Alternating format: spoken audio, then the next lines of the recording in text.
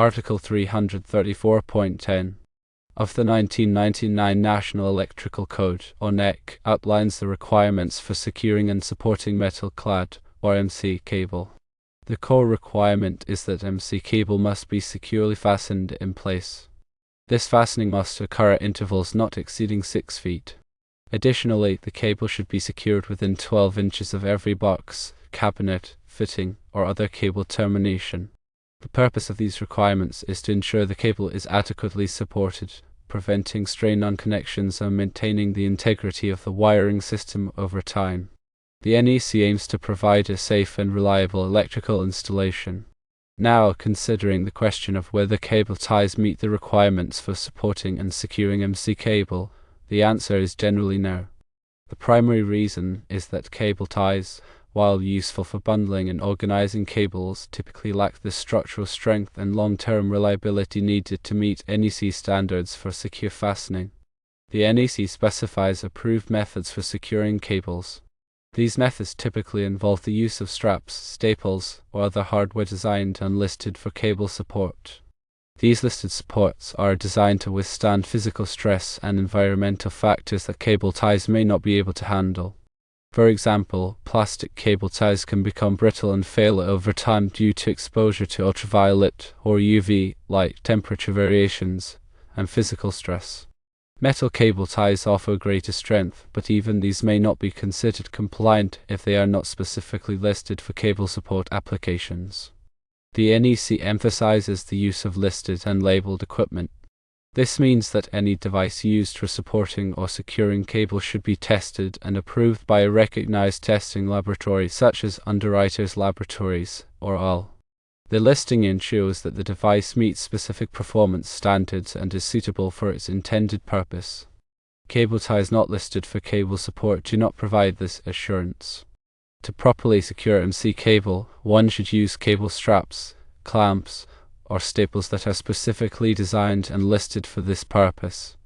These devices are typically made of metal or other durable materials and are designed to provide a secure and long-lasting hold on the cable. When installing MC cable, ensure that the supports are spaced at the correct intervals. Again, this is every 6 feet and within 12 inches of any termination point. This spacing prevents the cable from sagging or becoming damaged. When securing the cable, avoid over-tightening the supports. This can damage the cable jacket and potentially compromise the insulation of the conductors inside. The goal is to provide a secure hold without causing any stress or damage to the cable itself. In summary, while cable ties can be useful for cable management and organization, they do not generally meet the requirements of the NEC for securing and supporting MC cable. The NEC requires the use of listed and labeled devices that are specifically designed for cable support to ensure a safe and reliable electrical installation. Always refer to the specific requirements of the NEC and local codes when installing electrical wiring to ensure compliance and safety. If there is any doubt about the correct method for securing MC cable, consult with a qualified electrician or electrical inspector. They can provide guidance and ensure that the installation meets all applicable codes and standards. Understanding the nuances of the NEC is crucial for anyone involved in electrical work.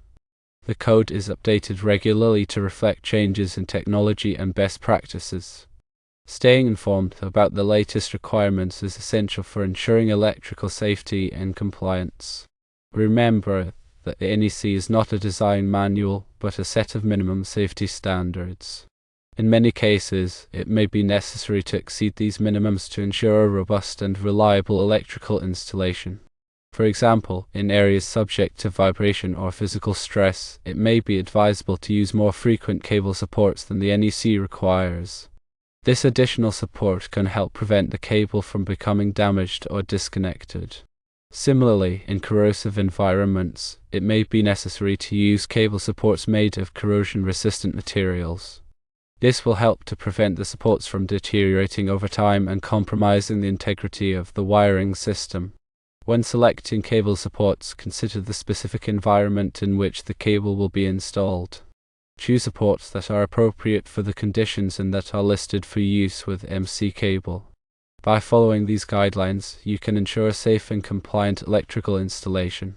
Let's consider some additional factors related to securing and supporting MC cable. Firstly, the type of structure to which the cable is being attached can influence the choice of support method.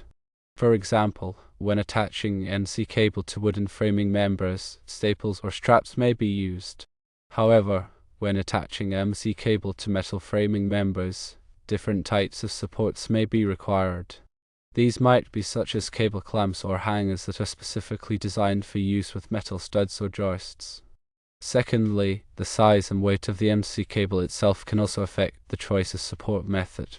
Larger and heavier cables may require more robust supports to ensure that they are securely fastened in place. Consult the cable manufacturer's specifications to determine the appropriate support requirements for the specific cable being used.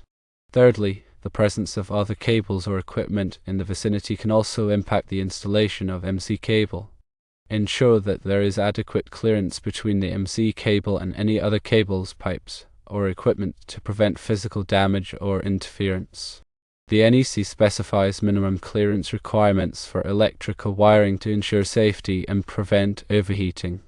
Now let's discuss some common mistakes to avoid when securing and supporting MC cable. One common mistake is to use the wrong type of support. As mentioned earlier, it is essential to use supports that are specifically designed and listed for use with MC cable. Using the wrong type of support can compromise the safety and reliability of the electrical installation. Another common mistake is to over-tighten the supports. This can damage the cable jackets and potentially compromise the insulation of the conductors inside. The goal is to provide a secure hold without causing any stress or damage to the cable itself. A third common mistake is to space the supports too far apart. The NEC specifies that MC cable must be supported at intervals not exceeding 6 feet and within 12 inches of any termination point. Failing to comply with these spacing requirements can result in the cable sagging or becoming damaged. Finally, neglecting to properly secure the cable at termination points is another common mistake. The NEC requires that MC cable be securely fastened to boxes, cabinets, fittings, or other termination points to prevent strain on the connections. Use appropriate connectors and fittings to ensure a secure and reliable connection. Remember to always de-energize the circuit before working on any electrical wiring. This will help to prevent electrical shock and ensure your safety. Use appropriate personal protective equipment, or PPE, such as safety glasses and gloves, when working with electrical wiring. This will help to protect you from potential hazards. When in doubt, consult with a qualified electrician or electrical inspector. They can provide guidance and ensure that the installation meets all applicable codes and standards. The information provided here is intended for general guidance only and should not be considered a substitute for professional advice. Electrical work can be dangerous, and it is essential to take all necessary precautions to ensure your safety and the safety of others. Always follow the instructions provided by the manufacturer of the cable and support materials. This will help to ensure that the installation is performed correctly and that the wiring system is safe and reliable. If you encounter any problems or have any questions, consult with a qualified electrician or electrical inspector. They can provide assistance and help you to resolve any issues that may arise. Remember that electrical codes and standards are constantly evolving.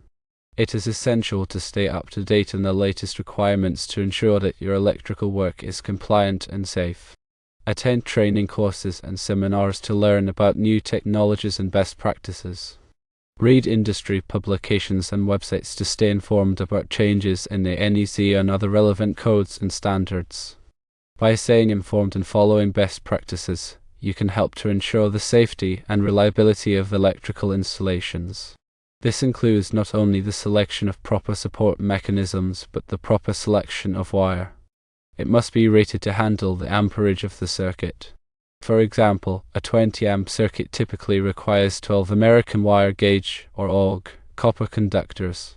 A 15 amp circuit would typically use 14 AWG copper conductors. The specific size and type of conductor required will depend on the application and the applicable codes and standards.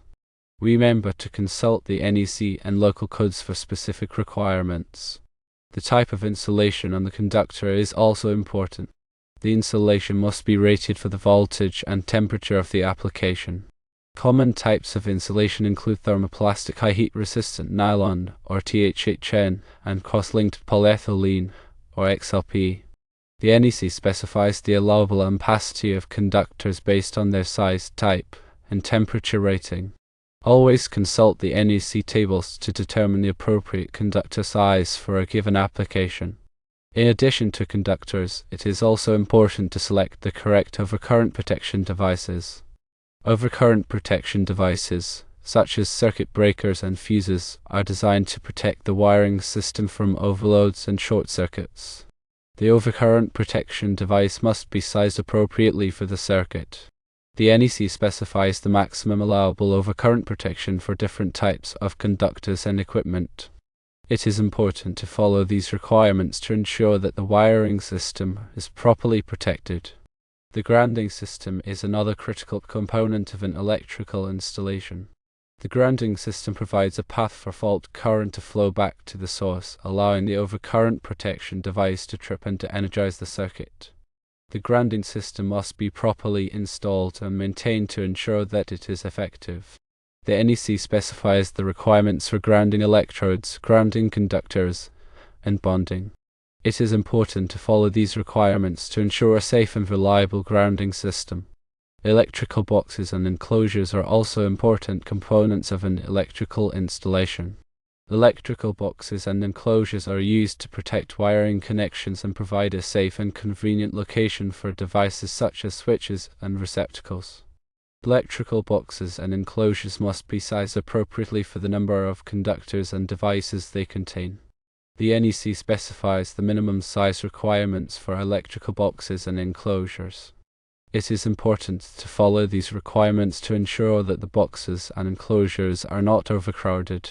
Wiring methods refer to the way in which conductors are installed and protected.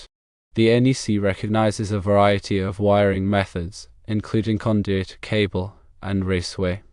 The wiring method must be appropriate for the application and the environment.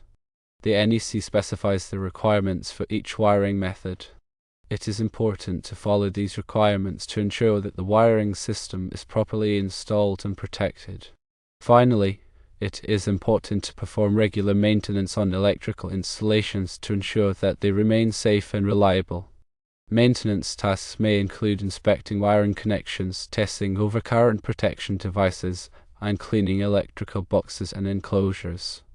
Regular maintenance can help to identify and correct potential problems before they become serious hazards. Electrical safety is a shared responsibility. Everyone involved in electrical work, from electricians to homeowners, has a role to play in ensuring that electrical installations are safe and reliable. By following the requirements of the NEC and other applicable codes and standards, we can help to prevent electrical accidents and protect lives and property. Remember, when in doubt, always consult with a qualified electrician or electrical inspector. They can provide guidance and ensure that your electrical work is safe and compliant.